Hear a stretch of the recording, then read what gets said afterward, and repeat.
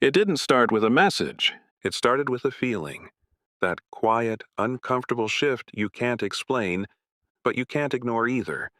My girlfriend, Mia, sat across from me on the couch that night, scrolling, smiling, tilting her phone just slightly away from my line of sight. A small movement. So small most people wouldn't notice. But I did. Because it wasn't the first time. "Who are you talking to?" I asked casually. Not accusing, not suspicious, just asking. She didn't even look up. "Just a friend," she said. Quick, too quick. I nodded. Let it go. At least, that's what it looked like. But inside, something didn't sit right. Because "just a friend" had started showing up a lot lately. Late night texts, muted notifications. Her phone flipping face down the second I walked into the room. Patterns. Small ones. But consistent. And patterns don't lie, people do. I leaned back, watching her for a second longer. She laughed softly at something on her screen, then locked it. Too fast. "Everything okay?" she asked, finally looking at me. That smile, the same one she always used, warm, reassuring, convincing. "Yeah," I said. "I just feel like you've been a little distant." There it was, not an accusation, just the truth. Her expression changed slightly. Not much, but enough. "You're overthinking," she said. Light tone, almost playful, like I had just said something ridiculous. I nodded slowly. "Maybe," but I didn't look away. Because this time, I wanted to see how far she'd take it. She rolled her eyes gently and set her phone on the table. "Screen down." Of course. "Seriously," she added, "you always do this. Always. Funny word. Because I hadn't said anything like this in months. Not since the last time something felt off. And she said the same thing. "You're overthinking." And I believed her. Back then. This time, not so much. I leaned forward slightly, resting my elbows on my knees. "Okay," I said calmly. "If I'm overthinking—" She nodded, already confident, already relaxed. "Then unlock your phone." Silence. Instant. Heavy. Different. Her smile disappeared. Not slowly, not subtly, completely. For a second, she didn't move, didn't blink, didn't breathe. Like her body hadn't caught up with what I just said. "What?" she asked. But it wasn't confusion. It was time. Time to think. Time to react. Time to build a response. I didn't repeat myself. Didn't need to. She heard me.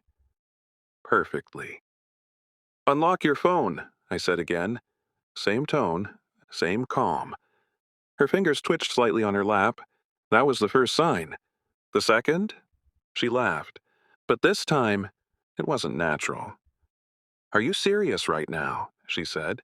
There it was. Deflection. I nodded once. "Yeah?" Her posture changed.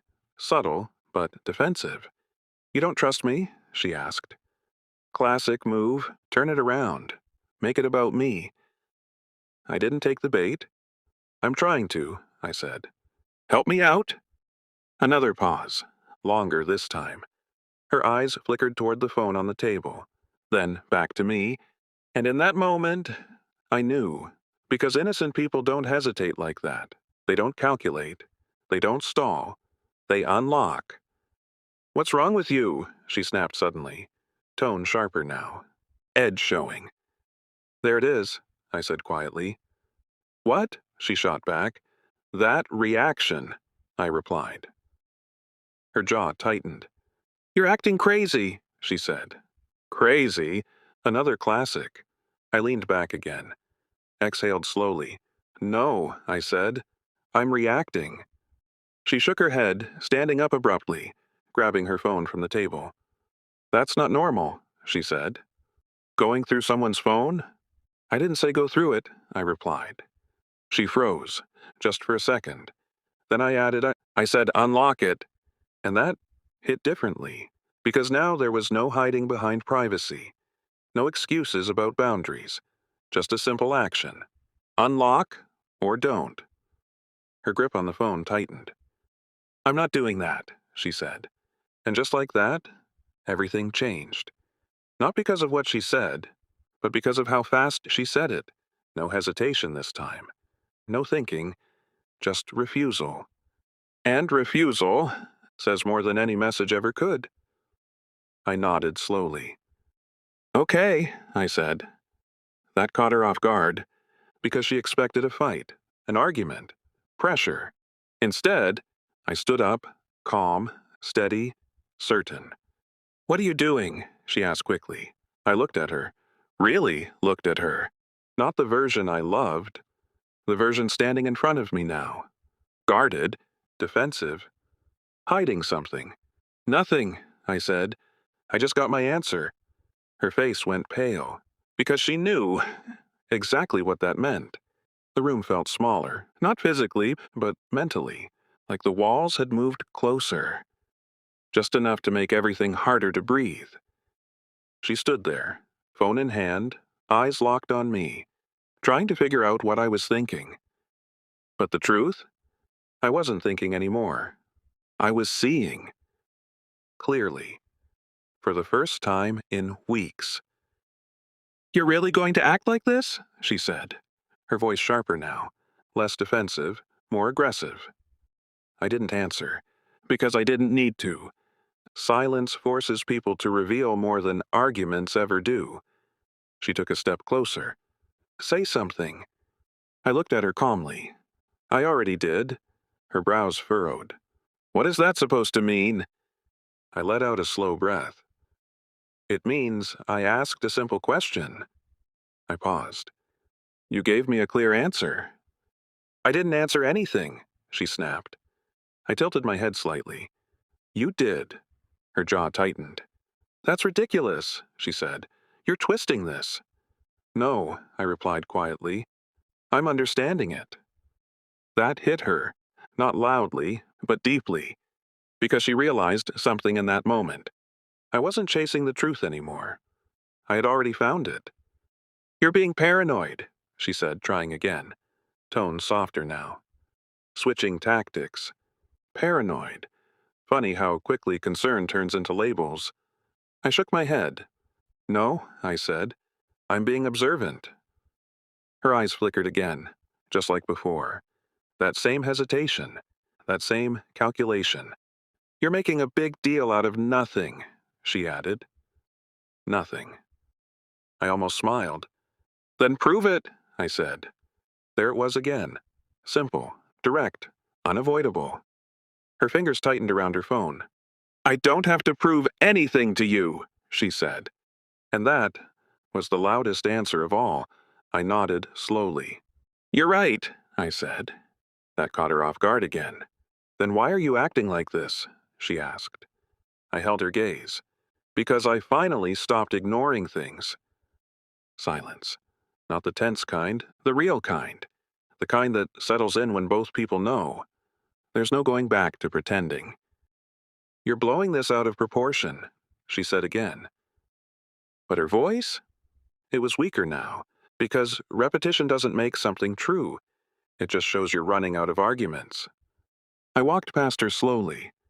Not rushing, not dramatic, just done standing still. Where are you going? She asked quickly. I stopped near the door, turned slightly. To get some air, I said. Her voice came faster this time. Wow, so you're just going to walk out? I looked at her again.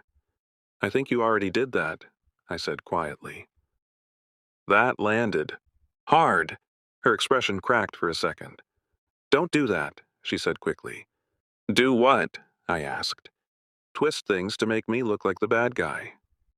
I let out a small breath. I don't have to twist anything, I said. Her lips parted slightly up, but nothing came out. Because deep down, she knew this wasn't about perspective, and it was about behavior, and behavior doesn't lie. You're seriously overreacting, she tried one last time. I opened the door slightly, cool air slipping into the room. Maybe, I said. Then I looked back at her. But I'd rather overreact once. I paused, then ignore it again. That hit something deeper, because this wasn't our first moment like this. Just the first one. I didn't back down from. Are you seriously questioning our entire relationship over a phone? She asked. I shook my head slowly. No, I said. I'm questioning it because of your reaction to a simple request. That was it. The line she couldn't cross. Because there was no way to argue it. No way to flip it. No way to make it about me. Her silence confirmed everything. And silence speaks loudly. I stepped outside, the door still slightly open behind me. Wait, she said quickly. I paused, didn't turn around. Just wait, she repeated. A few seconds passed. Then, fine. That one word. Heavy, reluctant, controlled. I turned slowly. She was standing in the same spot, phone still in her hand. But now, her confidence was gone, replaced by something else. Fear. Fine, she said again, swallowing slightly. Her thumb moved, slowly, across the screen. And then, she unlocked it. For a brief moment, everything froze. Because now, there were no more excuses, no more overthinking. Just the truth. Right there, in her hands. She walked toward me, each step slower than the last, like she knew what was about to happen. Here, she said quietly. And for the first time that night, her voice wasn't defensive, it was uncertain. I took the phone, and the second I looked down at the screen, my chest tightened. Not because I didn't expect it, but because I did. The screen was already open. Not locked, not hidden, just there. And for a second, I didn't scroll, didn't tap, didn't move, because sometimes the truth doesn't need digging. It sits right on the surface. A name. At the top of the screen, pinned. Daniel. Not saved with emojis. Not disguised. Just a name. Clean. Simple. Too simple. My thumb hovered for a moment, then tapped. The chat opened instantly. And the first thing I saw? A message. Last night was a mistake, but I don't regret it. Time stopped. Not dramatically. Not loudly. Just completely. I didn't react. Not outwardly. But inside, everything shifted. Slowly. Like something heavy settling into place. So, she said behind me, her voice careful, measured. What are you looking for? I almost laughed, because the answer was already in front of me. I scrolled. Not fast, not aggressively, just enough. Enough to see the pattern. Late-night conversations. Deleted gaps. Short messages that said too much. I miss you. You shouldn't. I still do. And then, photos. Not explicit, not obvious, but personal. Too personal. A mirror selfie. Her. In the same outfit she told me she wore to dinner with friends. Different lighting. Different angle. Different truth. My grip on the phone tightened slightly. Say something, she said again, still trying to control the moment. Still hoping. I hadn't seen enough. I turned the phone slightly, just enough for her to know. I saw everything. Her face changed. Not panic, not yet. Recognition. The moment someone realizes the line has already been crossed. How long? I asked. Simple. Direct. Her lips parted, closed, opened again. It's not what you think, she said. There it was. The sentence. The one that always comes when there's nothing else left. I nodded slowly. You're right, I said. That caught her off guard. Her eyes flickered, confused. It's not what I think, I continued. I looked back down at the screen. It's exactly what it is. Silence. Heavy. Final. She stepped closer, reaching for the phone. Give it back, she said quickly. I didn't move. Why? I asked calmly. Because you're invading my privacy, she snapped. I looked at her. really looked at her. Privacy, I repeated. My voice wasn't angry. That's what made it worse. This isn't privacy, I said. This is secrecy. That word hit harder than anything else. Because secrecy has intention. She shook her head quickly. No, it's not like that. I tilted the phone slightly again. Then explain it, I said. She hesitated. Again. Too long. It didn't mean anything, she said finally. I almost smiled. Not because it was funny, because it was predictable. People don't say I miss you to something that means nothing, I said quietly. Her eyes dropped for a second, then back up. It just happened, she added. Another classic. Like things just appear out of nowhere. Like choices aren't made step by step, message by message, moment by moment. I handed the phone back. That surprised her. She took it slowly, carefully, like it might explode in her hands. Why are you so calm? She asked. That question. It said everything. Because she expected anger, shouting, chaos, something she could react to, something she could defend against. But calm? Calm is different. Calm means the decision is already made. I'm not calm, I said. I paused. I'm clear. Her face went pale, because clarity leaves no room for negotiation. No, she said quickly. No, don't do that. Do what? I asked. Don't act like this is over, she said. There it was, the fear. Finally. I looked at her for a long moment. This didn't end just now, I said. Her breathing slowed, waiting, hoping. It ended when you started hiding things, I added. And just like that, everything broke. The word broke doesn't do it justice, because breaking is loud, messy. This was quiet, controlled, the kind of damage that happens slowly. Until there's nothing left to hold together, she stared at me, like she was trying to find something familiar in my face, something she could still reach, still fix. This doesn't have to end like this, she said, her voice softer now, fragile. I didn't answer, because she wasn't wrong. It didn't have to end like this, it just already had. You're making a decision too fast, she continued, stepping closer, careful, measured. I let out a slow breath. No, I said. I'm making it late. That stopped her, because deep down, she knew that was true. This wasn't about tonight. It was about everything leading up to it. Every moment I noticed something off, and chose to ignore it. Every excuse she gave, that I accepted without question. Every time I convinced myself that love meant trusting blindly, until trust turned into silence, and silence turned into distance.